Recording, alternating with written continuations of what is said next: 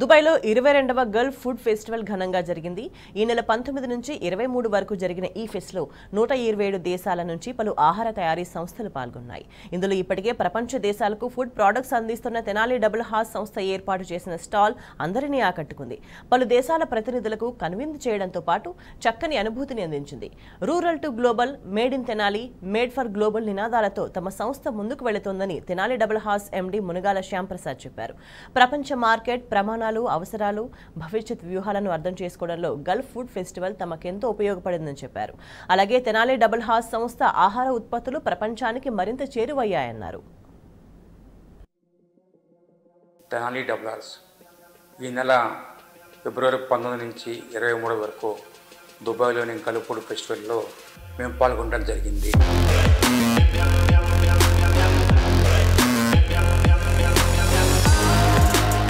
ఈ గల్ఫ్ ఫుడ్లో సుమారు 127 దేశాల నుంచి ఫుడ్ ప్రియులు వస్తారు. So Tenali double has rural to global అని చెప్పని నినాదంతో made in Tenali, made for the world అని చెప్పి కాన్సెప్ట్తో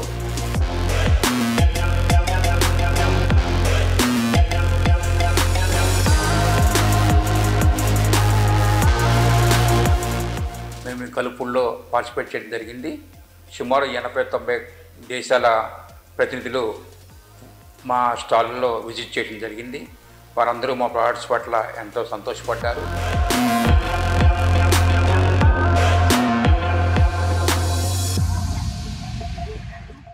లాస్ట్ టైం జనవరిలో ఇండస్ ఫుడ్లో పార్టిసిపేట్ చేశాము. అదే ప్రయాణంలో ఇప్పుడు మేము గల్ఫ్ ఫుడ్లో పార్టిసిపేట్ చేయడం జరిగింది.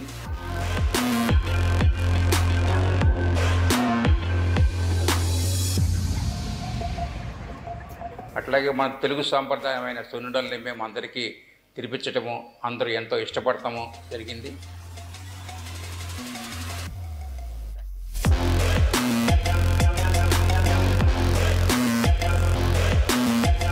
సో మన తెలుగు సున్నుండల్ని ప్రపంచవ్యాప్తంగా అన్ని దేశాల్లో మేము లభించే విధంగా ఈ గల్ఫ్ ఫుడ్ ప్లాట్ఫామ్ని యూజ్ చేసుకుంటున్నాము.